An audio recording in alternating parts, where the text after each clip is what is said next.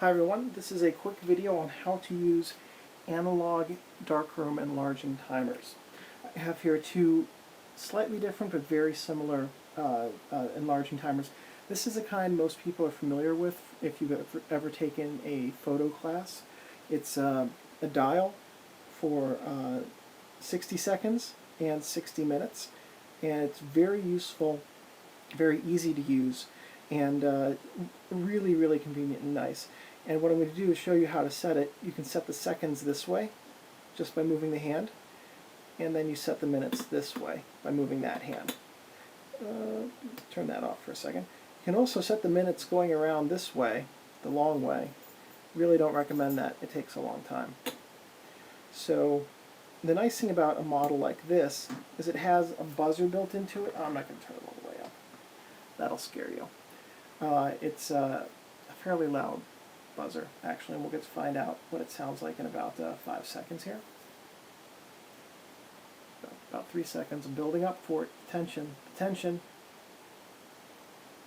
Oh, now it's going to go for 60 minutes. Okay, that was the buzzer.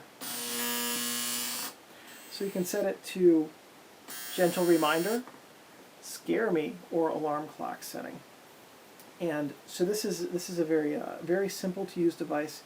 This is for setting it to time, and what this does is when you set it to time, then the hand is going to start as soon as you get it in place.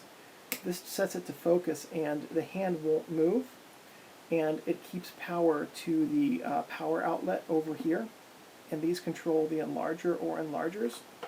And basically the way that this functions is when you're at time and you're at 0, power comes in, but it doesn't go to the enlarger.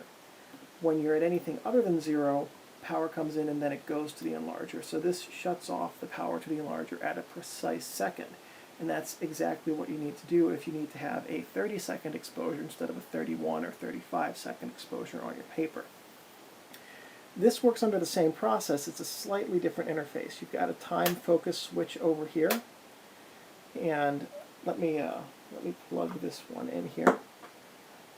No, I only have one socket that I can access because my studio lights are plugged in back here as well. Oops. And I was just bumping my studio light. It's actually a shop light.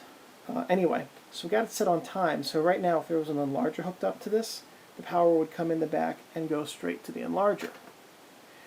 I'm sorry, I got it on focus, so the power would go to the enlarger.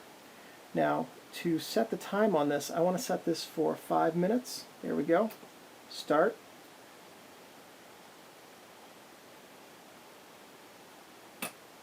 I'm sorry, that was set for 5 seconds. My mistake.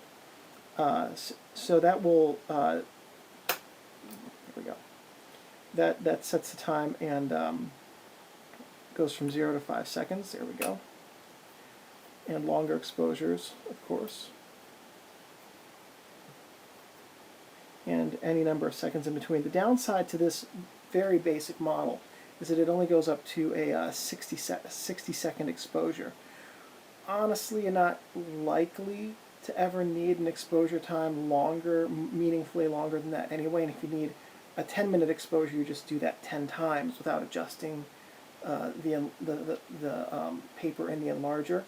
But it is a much more basic, much smaller unit than this as well, and it's just a slightly different interface. It also doesn't have a buzzer, which this one does, so it's a lower end model, but it does the job. It cuts the power when the power needs to be cut, and that's how you get a good and controlled exposure.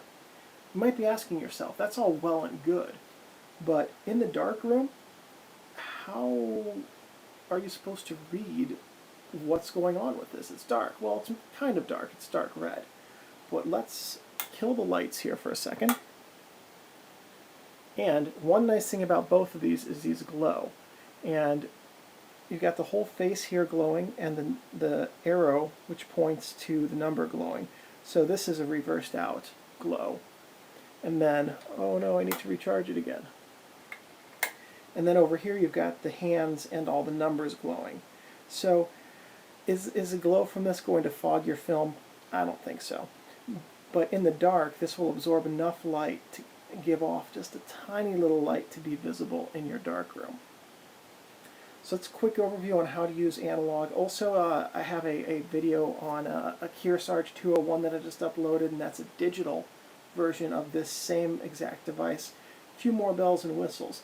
But basically, what you need an enlarger timer to do is turn the power off at a specific time to your enlarger. That's what both of these will do. So anyway, if this was helpful to you or useful in any way, give me a thumbs up if you can. Also, if you'd like to subscribe, I have a whole bunch more videos in the works that will be coming out over the next year, both on photography and not on photography. And leave me a comment. Let me know your thoughts, and if you have any ideas for other videos. If I have the technical knowledge and the equipment to film those videos, I will definitely do it. I'm always interested in hearing your thoughts and your suggestions. Oh, it's so spooky. It's so spooky. It's glowing. It's so spooky.